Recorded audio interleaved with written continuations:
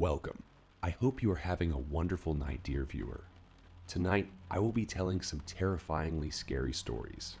Make sure to leave your feedback on the comments so I can make this the best experience for you. And if you have any stories you would like me to tell, you can send them through the link in the description. Let's begin.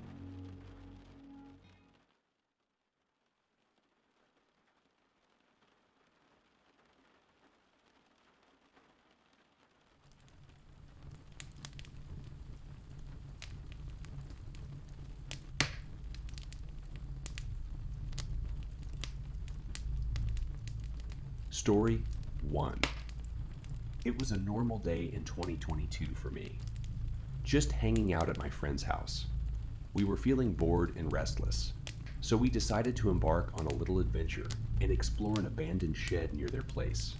Their house was situated in a vast field, with a rocky road encircled by dense forests. As we made our way towards the shed, strange occurrences began to unfold. We felt random shivers running down our spines. Objects seemed to move on their own accord, and eerie noises echoed through the air. At first, we attributed these phenomena to my friend's neighbors, who had a multitude of dogs that could have caused the commotion. Eventually, we reached the abandoned shed, and to our surprise, nothing out of the ordinary happened.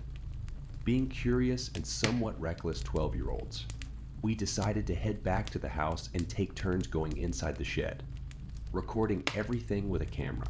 The first few attempts were uneventful until it was our friend, whom we'll call C, who ventured inside.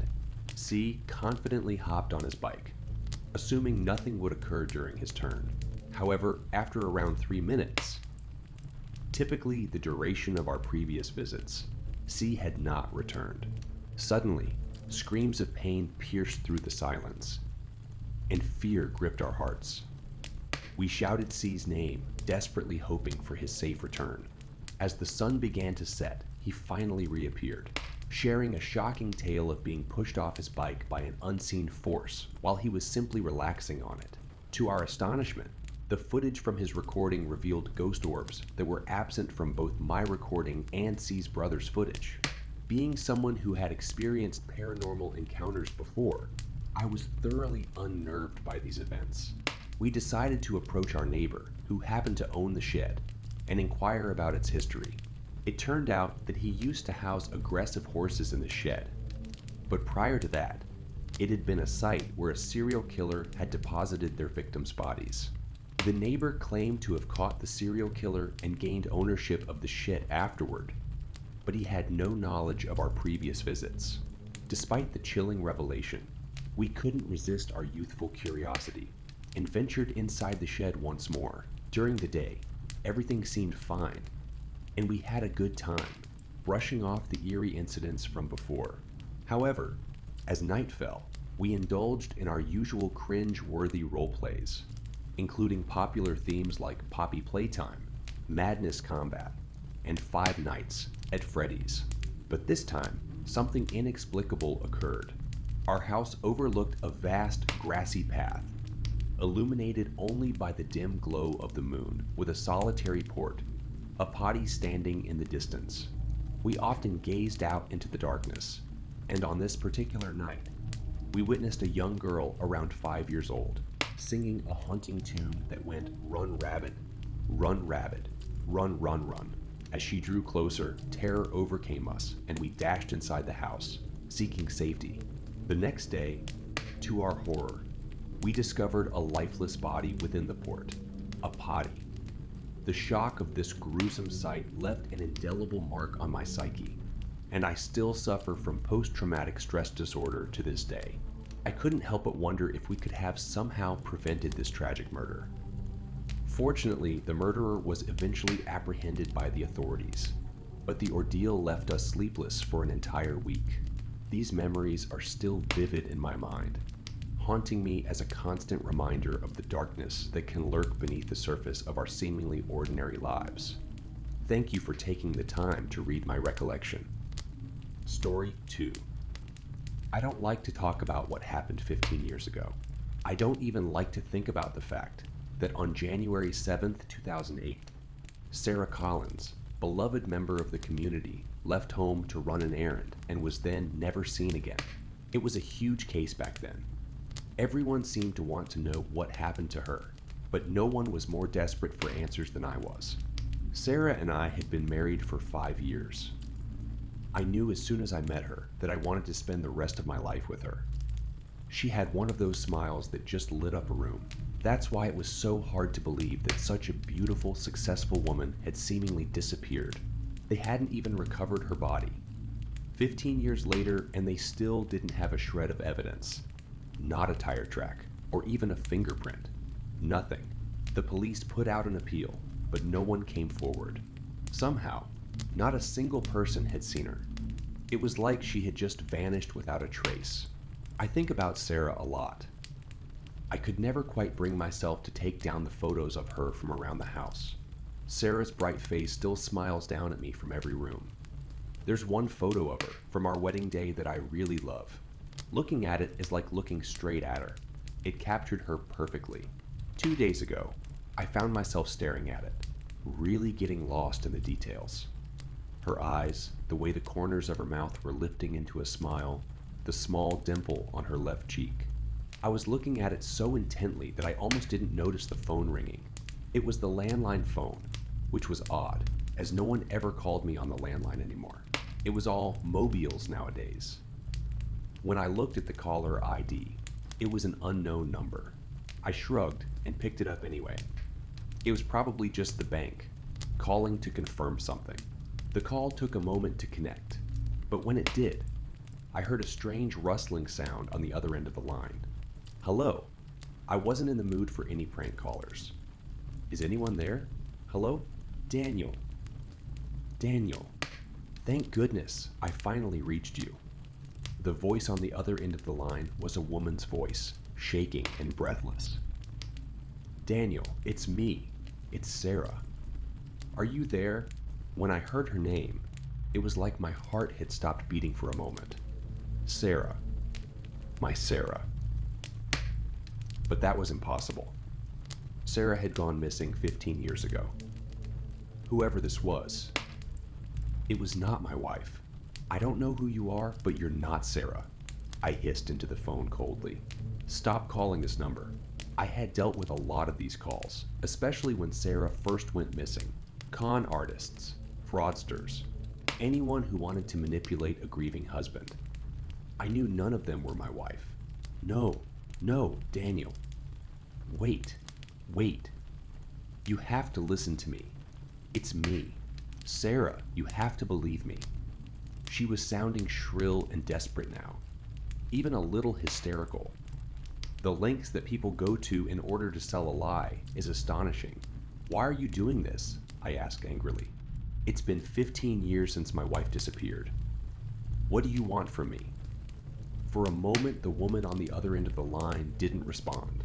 I was beginning to think that the call had disconnected when she finally spoke. Daniel, please. It's me. It's your wife. Sarah, the woman begged. I'm telling the truth. It's me, she continued to plead. But I'd had enough. I wasn't going to listen to this liar anymore. Don't call this number again, I firmly told her, hanging up. I thought that would do it. She wouldn't be likely to call me again. I assumed it was all over. The next day, I had asked a friend to help me repair my plumbing system. He was a good friend. I'd known him since college. He had been there for me when Sarah disappeared, getting me through it. We were both taking a break, catching up on the important events in each other's lives, when my landline phone began to ring again. Sorry, I have to take this. It might be important, I said, getting up from my seat and making my way to the phone. I noticed that the call was coming from an unknown number, just as it had the day before. I didn't make a connection right away. After all, it could have just been the bank this time around. I picked up the phone and I heard the same rustling sound. It was unsettling in a strange way. I almost felt like I had heard it before. I just couldn't put my finger on it. Hello? I was already beginning to get a good idea of what this call was, and I wasn't happy about it. I told you not to call this number. Daniel. Thank goodness I finally reached you. The very same words that she had said the day before. "Daniel, it's me. It's Sarah. Are you there?" It was undoubtedly the same woman. "I don't have the time for this," I hissed into the phone. "I know you're not Sarah. Stop calling me." I hung up the call and walked back to my friend, who looked confused. "Who was that?" he asked me. "I heard you saying Sarah's name. Is everything okay?" "It was some prank caller, trying to pretend to be Sarah," I told him, rolling my eyes. I thought that I had left it all behind. I even changed my phone number. "I don't know how this woman got hold of my new one. Pretending to be Sarah," my friend echoed. "That's really strange." "Did you tell anyone about it, like the police?" "No." I shake my head. "There's no need. It's just someone trying to cause a bit of drama. They probably want money. Or something like that." I made it clear that was the end of the conversation. I didn't want to continue talking about it, bringing up harmful reminders of the past. I woke up the next day, not expecting to get any more calls from the unknown number. I made it very clear that I wouldn't be participating in her charade. However, I was quickly proven wrong. As soon as I started to walk downstairs for a glass of water, the phone rang again. I thought about letting it ring, but I had a better idea. I was going to issue a much stronger warning to the caller, even threaten to get the police involved if the calls wouldn't stop. That would scare her. I was certain of it. I picked up the phone, hearing the very same eerie rustling. I couldn't explain it, but it made a shiver run up my spine. Finally, the call connected. It was just the same as the other times. The same pathetic monologue. "Daniel, Daniel, Daniel. Thank goodness I finally reached you. Maybe it was even a recorded message, Daniel. It's me. It's Sarah. Are you there? If you don't stop calling this number, I'll have no choice but to involve the police," I told the caller. "This is harassment. If you want money, try conning someone else." Before I could even give the woman on the other line a chance to answer, I hung up the call. Hopefully, this would show her that she wouldn't be manipulating me. I could see right through her elaborate scam. I was sure that my warning would stop the calls coming in. I was so sure of myself that when I was woken by a loud, persistent ringing sound the next morning, I didn't even think to connect it to the unknown number calls. I first assumed it was my alarm, waking me up. But when I turned to look, I saw that the alarm hadn't gone off yet. That was when I reached the conclusion that it was the landline phone. I rushed down the stairs, wanting to tell the caller that I would be taking police action, wanting to catch out the desperate scammer. Fortunately, I got down there in time and picked up the phone. Holding it to my ear, I heard that creepy rustling that I had become familiar with. It still made my heart beat faster, just for the few seconds until the call connected. "Daniel. Daniel. Thank goodness I finally reached you." The usual message of hysteria came through the phone. I was well used to hearing it by now. "Daniel, it's me. It's Sarah. Are you there? I gave you a warning. I said that if you called again, I would be taking legal action." I spoke into the phone, loudly, so that whoever was on the other side would be sure to hear me. "You've gone too far now. I have to do something about this." I waited for the woman to respond. "Daniel. No, it's me. I'm not lying to you. I would never lie to you. Daniel, it's me, Sarah. Your wife, it's me." I can't stand the high-pitched whine of her voice. "You're not Sarah," I told her bitterly. "I know you're not Sarah. I will be taking action. Goodbye." I hung up the call for the final time and placed the phone back. I know that woman wasn't Sarah. I know for a fact she wasn't. I know it because on January 7th, 2008, Sarah Collins, beloved member of the community, was killed. And I was the one who killed her. Sarah was an incredibly beautiful woman. I couldn't believe my luck when she first started showing interest in me. I didn't exactly have a lot of experience when talking to women, and I was ecstatic that someone like Sarah had chosen someone like me. I loved her for every single second of our marriage. I loved her, even when I found out that she was cheating on me. I had accidentally stumbled across a string of romantic messages between Sarah and one of her coworkers. She was planning to leave me for him. Sarah. My Sarah was planning to leave me for him. I couldn't have that. She was so beautiful, so bright, so full of life. I couldn't lose her. I just couldn't lose her. So I killed her. I didn't have to think about it for long. It was the only way that she would be mine, only mine forever. If she was dead, she would never leave me. She would always be my Sarah.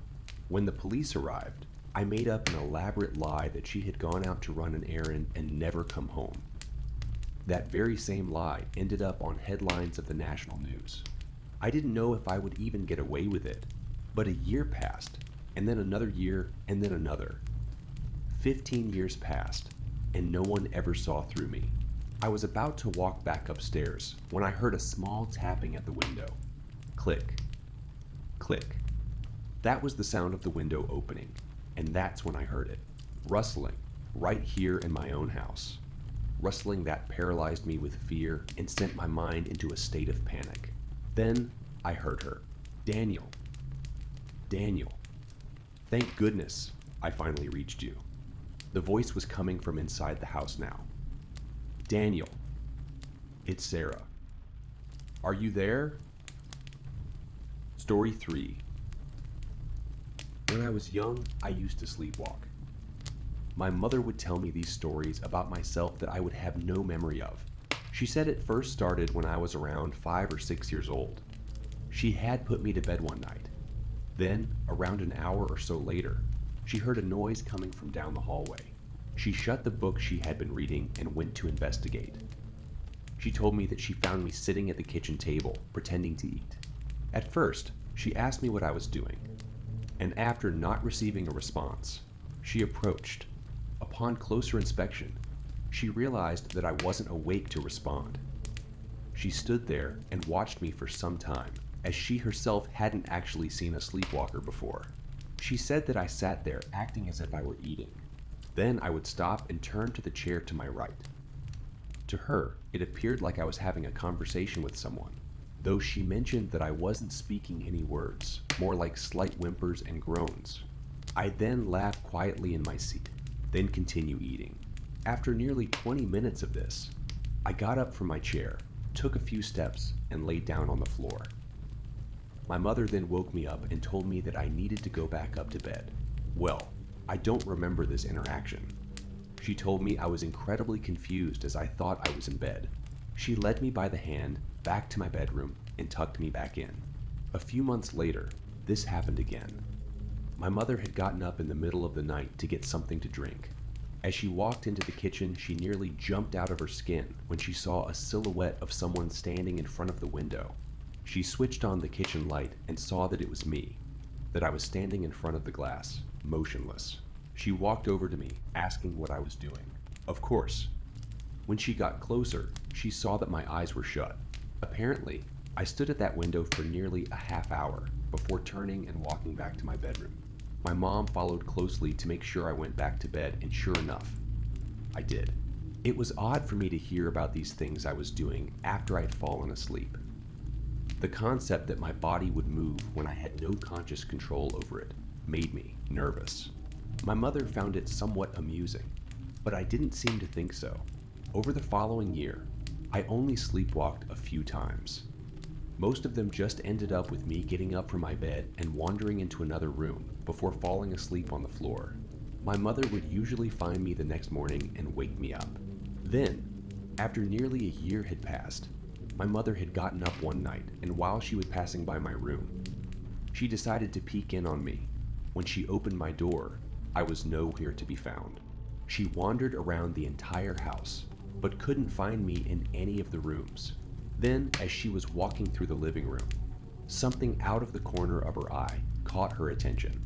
She saw the vague outline of someone standing outside underneath one of the street lamps. As she turned to get a better look, she quickly realized it was me.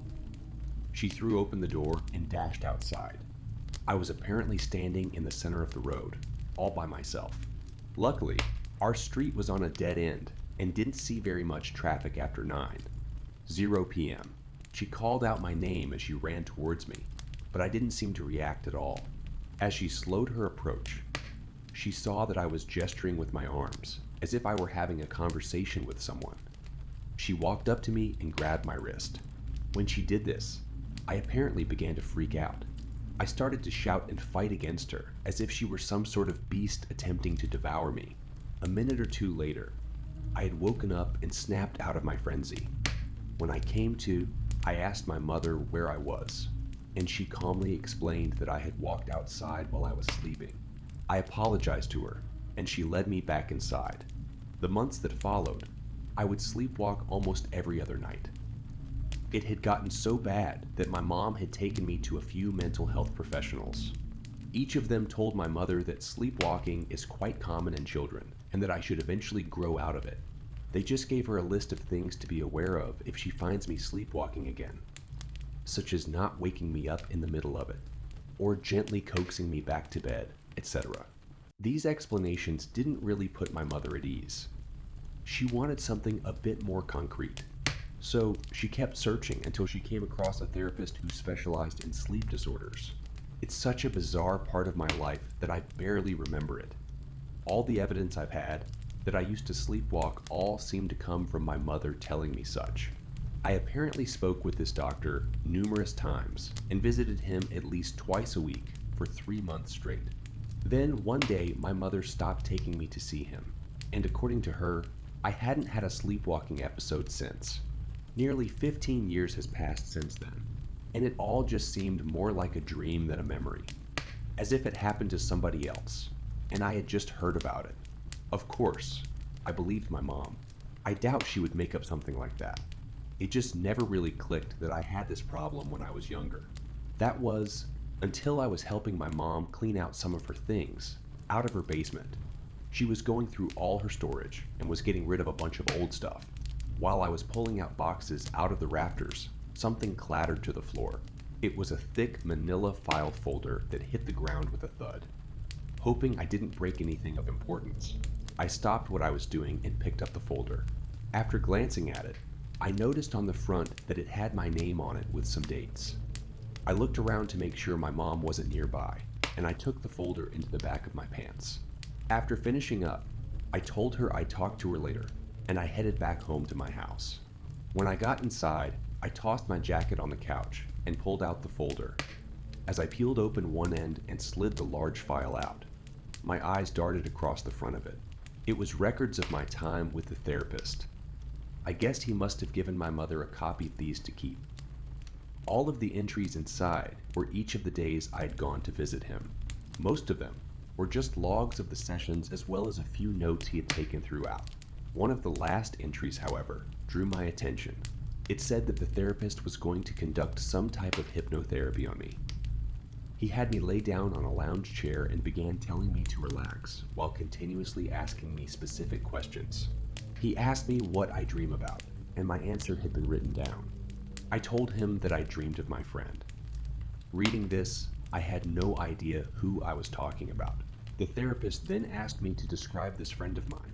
I told him that he was much taller than me, though for a child, that wasn't saying much. His body always seemed to be hunched over. He had long black hair that fell down to his shoulders. His arms were extremely long, like two snakes attached to the shoulders. Each of his fingers came to a point like sharpened knives. The therapist asked me to tell him what his face looked like, and apparently, I struggled to describe it. I told him that his face was blurry, like it was covered in TV static. When the therapist pressed further, apparently, I sat up in the chair, still asleep, and told the therapist to look at him for himself. I then pointed behind the therapist, and when he turned, he saw nobody there. He jotted down some notes, and then asked me what my friend wanted. I told him that he wants to take me somewhere far away, so we can both play together forever. He made another note, then through a series of careful statements, he rid my mind of negative dreams. Well, that's what he wrote down anyway. Since that day, I have slept peacefully without any more sleepwalking incidents. All those memories I had from the early years of my life seemed hazy, and I've nearly forgotten about them all, despite not knowing anything about those statements I made. I couldn't help but feel a bit of familiarity with the description of this friend of mine. As I closed the file, I sighed, thinking about all the things I'd said in the notes. I looked at the clock, which read 10:20, 3 p.m. As I stood up from my chair, I saw something out of the corner of my eye. I turned and looked at my window. For the briefest of seconds, I thought I had spied someone standing outside, someone looking at me, someone tall with long arms, with long black hair, someone with a blurry face. I blinked my eyes, and when I opened them again, it was gone. I wanted to rationalize that what I had just seen was just a product of reading these files, that my tired mind had simply conjured this hallucination. But for some reason, I can't seem to shake this feeling, that those weren't simply dreams I had been experiencing when I was a kid, that they were something much more than dreams, something much more sinister. I can feel my eyelids starting to become heavier by the minute, and for the first time in my life, I'm worried about what will happen if I fall asleep again.